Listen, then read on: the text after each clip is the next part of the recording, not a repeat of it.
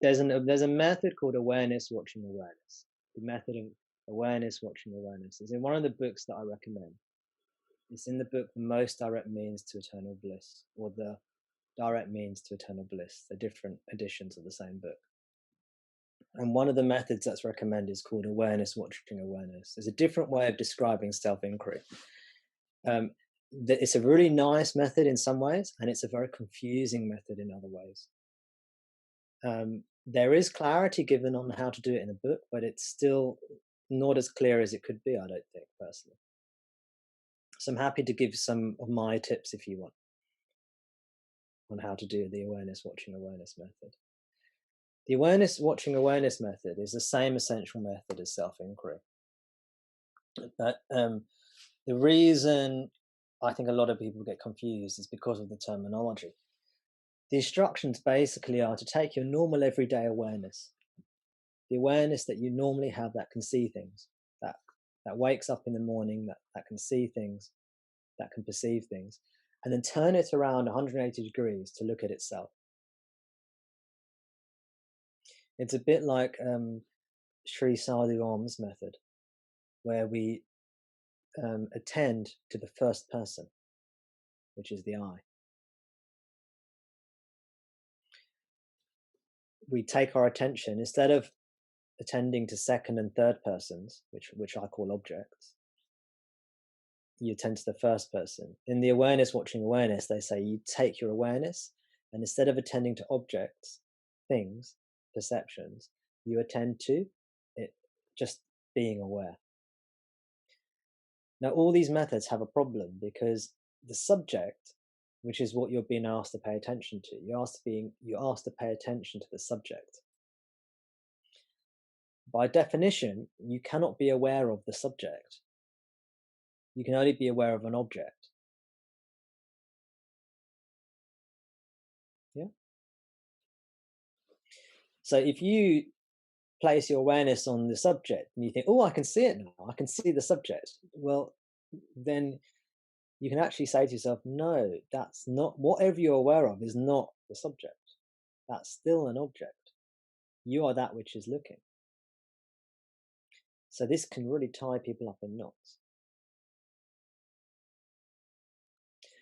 This is one of the reasons I do like the traditional approach that you find in a text like Vivekachudamani. Vivekachudamani or Advaita Vedanta, these traditional texts, they say there's 3 or 4 steps to the teaching: Shravana, Manana, Nididhyasana, and Samadhi. In Shravana and Manana, Shravana means you hear the teachings, you listen to the teachings. Manana means you think about the teachings, you reflect upon the teachings, you contemplate the teachings. Shravana and Manana, very, very important. In Shravana and Manana, basically, the teaching is, you are the self now, already. So as I'm saying these words to you, I want everybody on the call, if you're able to, just to feel what I'm saying, just to be aware of what I'm saying. You are the self now. You don't need to attain the self. You don't need to practice anything to be the self. You are the self. You are the pure consciousness. That's what you are now. Without any effort whatsoever, you are the self. Without any effort whatsoever, you are resting as self. You are oneness. You are the totality. You are Brahman now. Already. No effort required. What is the self? The self is the pure consciousness. It is not any particular object. Even though it pervades all objects, it is no particular object. You are the self. That pure consciousness awareness. You're that pure subjectivity that pervades throughout all objective phenomena. But no particular objective phenomena defines what you are. You are the essence, the substratum. This is Shravana. This is hearing the teachings, basically. You're not the body, mind, and world. You are that pure consciousness. That is. You don't need to do anything to be this. This is just what you are. Whatever happens in the movie of life, whatever happens in the phenomenal experience, the self is unchanging still. It's a non-doer. It's a non-thinker. It doesn't do anything. It doesn't think anything. It just is. The mind thinks, the body does things, the body acts, the mind thinks, the body acts, but the self doesn't think or act. It is just still presence, awareness, consciousness. This is Shravana. This is hearing the teaching, okay? Manana is thinking about it until you gain some kind of conviction. You see it in your everyday life. You see, yes, whatever I'm doing in my life, I am the self. I remain unmoved, still, conscious, aware. The body moves, the mind moves, the world moves, but not me, not that which I am. Do you see?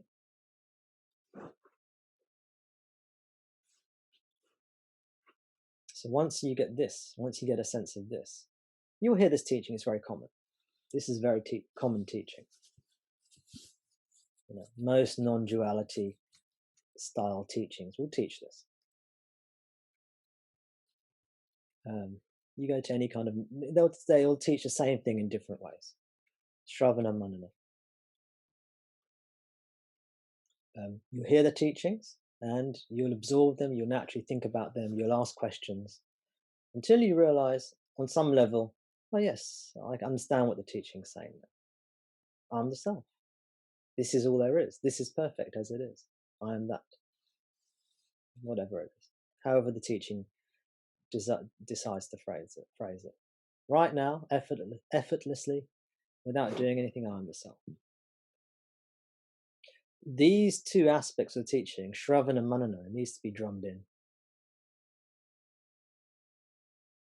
Then we come to the practice, Nididhyasana, meditation, or self-inquiry, the essence of what self-inquiry is.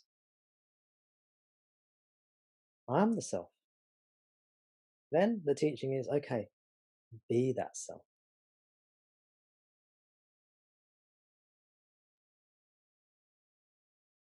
Well, now there can be a question. Now the teaching can get a bit confusing. Hang on a sec, you said that I am the self.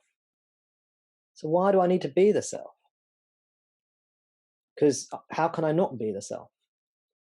So now this is the second part of the teaching, or if we say Shravana Manana was the first part, then Nididhyasana, Samadhi is the second part. Now we're saying, be still. Now you know you're the self, be still. Now you know you're the self, be the self.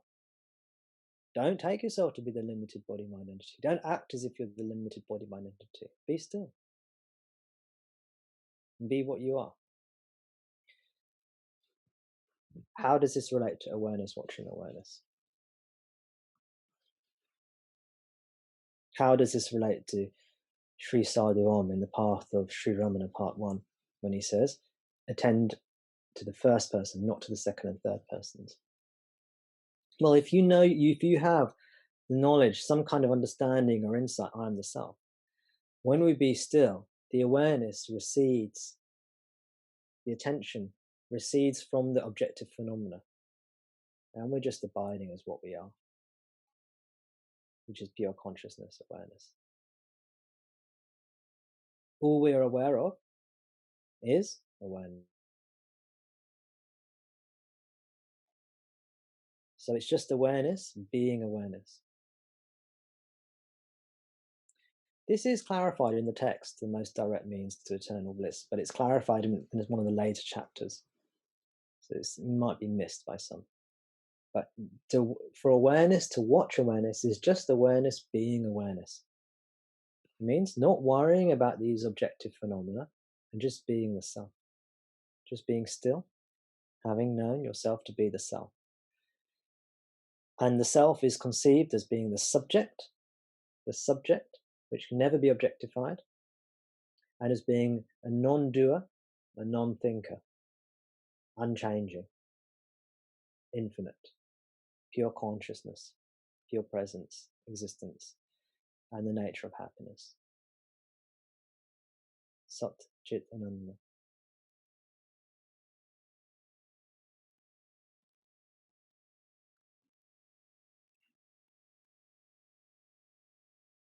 Now in Ramana's text, Who Am I? The Shravana Manana part of the text is done just in the first couple of paragraphs. I can't remember how many paragraphs there are in the text, Who Am I? Maybe 18, 19, 20, I can't remember. But the first two deals with Shravana Manana. First two or so. And the remainder deals with the practice, for the most part. So right at the beginning of the text, Who Am I? Ramana explains, you are the self. You are Sat Chit Ananda. You're not the body, you're not the mind, you're not the world, you're not the ignorance of deep sleep. You're not the gross body, you're not the subtle body, you're not the cause of the body. You are that which is beyond it all. Be that. Rest as that.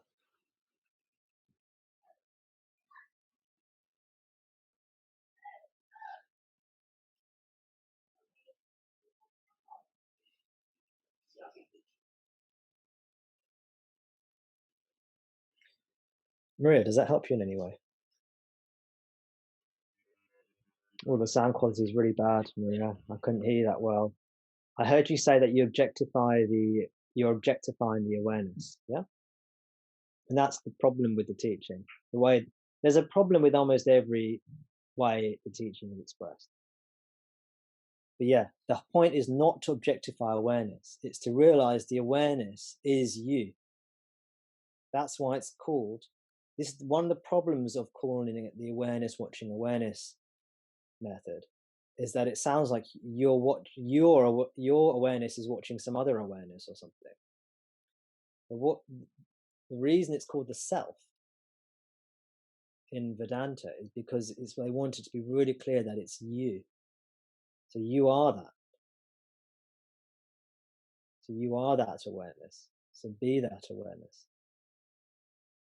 Don't observe all the phenomena that make you, when you start observing the phenomena, and you can see this in yourself, you will start to take yourself to be a body-mind entity.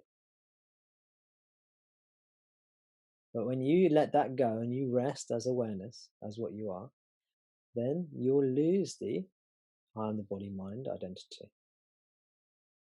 And that's all you have to do. All you have to do is lose the I am the body-mind identity, which is a false belief that's deeply ingrained into us, into the mind.